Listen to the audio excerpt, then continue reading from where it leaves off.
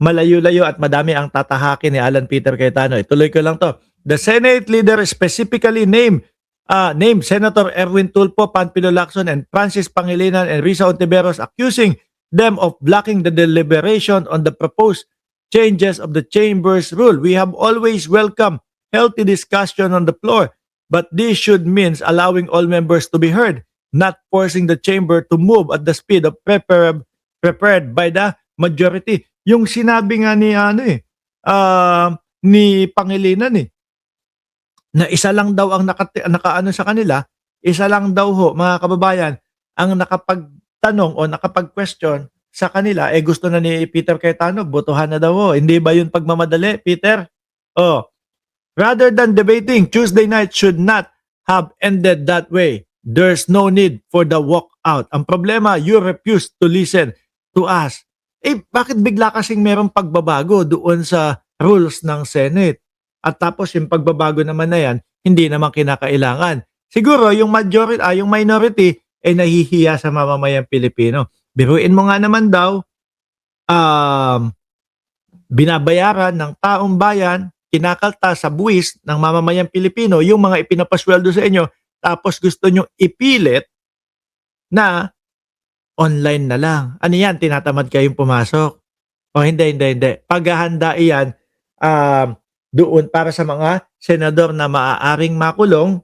Pag nakulong, ay makaboto pa din at mailuklok si Sara Duterte sa 2028 or acquit si Sara Duterte dito sa impeachment niya. Di ho ba? Ngayon, sige, para sa inyo, para sa inyo mga kababayan, para sa inyong mga senador, nako, meron ang palasyong sinasabi sa inyo, ha? Eto. Asan ba yun? Palas, eto. Ano ang sinasabi ng palasyo dito sa mga senador na magiging judge o mga hahatol sa vice-presidente? Alan Peter Cayetano, Palas to senators on impeachment trials. Trial. Be fair. This is for the people. Yan. Sana naman maliwanag dito sa mga ito. Kaya lang po, mga bossing, sabi ko nga ho sa inyo, sa umpisa pa lang, diskumpiyado na ho tayo dito sa mga taong ito. Diskumpiyado na tayo dito sa mga tao na ito, mga kababayan. Alam natin na ang tanging iniingatan lang po nila yung mga Duterte. Tayo, mga Pilipino, nako, tablado na nga ho tayo nung ang may hawak o nung ang Senate President si Chis Escudero noong mga panahon unang impeachment, di ba? Tablado tayo, pati Catholic Church, pati yung mga malalaking eskwelahan, tinabla ni Chis Escudero. Bakit po? Ang sabi, nakasulat doon sa konstitusyon ng Pilipinas na dapat forthwith, agad-agad na mag-umpisa, na maging impeachment court yung Senado. Pero ano ginawa nila, Chis? Agad-agad nilang binalik doon sa Kongreso. Di ba, mga kababayan? Agad-agad nilang sinabi, in 2 months pa, maumpisa niyan kasi ang Senado ay kailangan mag-convene dahil 2 months pa magko-convene ang Senado dahil nga naka-break kami. Yung forthwith, mga bossing, na agad-agad, wala na. Naging parang nabastos na po, mga kababayan. At madami po madaming kababayan po natin yung nawalan ng gana kay Chis Escudero. Ultimo ho ako. Sabi ko pa naman kung si Chis Escudero tatakbo bilang vice-presidente o presidente, itinaas ni Pangulong Bongbong Marcos ang kamay ni Chis Escudero, iboboto ko ito. Matalino, maayos.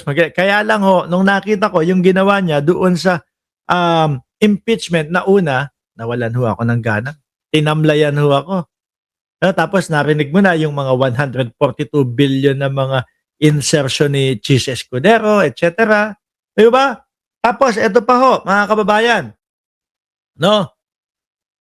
Yung mga kagaya ni Robin Padilla, Amy Marcos at yung iba pa po na mga senador na huhusga, tatayo bilang husgado kay VP Sara Duterte, impeachment case.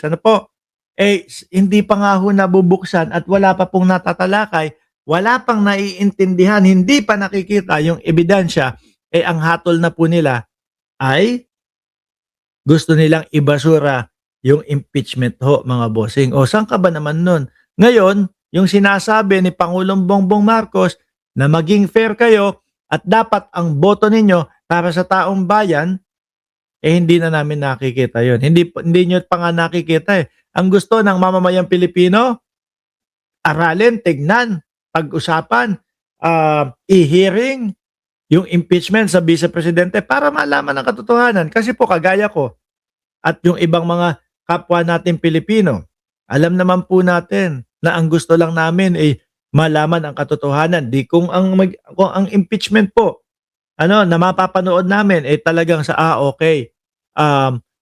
Na ipaliwanag nila, well, depends naman sila, di igagalang po namin yung Tsaka ha, mga DDS, at mga DDS senators, maniwala kayo, pag yan itinuloy-tuloy ninyo, tapos mukhang ang sinasabi ng kampo ni Sara Duterte, sila naman ay ready sa lahat, ready naman sila at nasagot nila, naku, bakat mas tumaas pa ang botante ni Sara Duterte sa 2028 kapag ka itinuloy nyo yan. Pero kapag ka yung tipo bang inuyuudlot ninyo, kung ano-anong pagbablock ang ginagawa ninyo, di ba?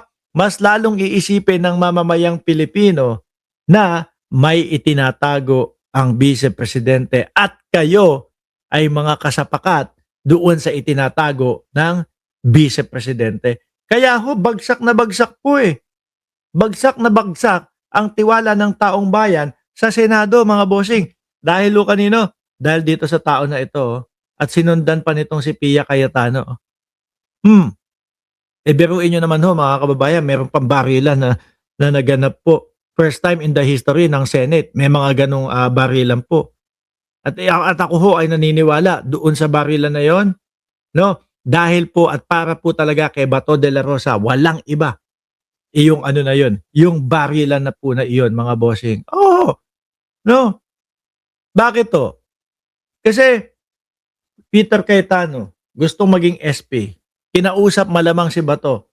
Pumunta ka, saglitin mo lang, 5 minuto lang, tas alis ka na. Kaso, naipit sila kay Trillanes, tsaka doon sa NBI, nandun na sa labas. Take note mga bossing. No? Para doon sa tatanga-tangang mga DDS na sinasabi ninyo, bakit si Trillanes magsaserve ng warrant of arrest kay Bato de la Rosa? Hindi, hinawakan niya lang yung papel at hindi naman siya yung mismong magsaserve niyan. Kaya nga nandoon yung mga NBI eh. No? Ginampanan niya lang yung hamon ni Bato de la Rosa na pag siya i-arrestuin na, kung gusto ni Trillanes, nandun siya, kasama siya at siya pa ang magposas. Baka yung magposas, baka pati yung magposas, hindi payagan si Trillanes, mga kababayan eh. Di ba?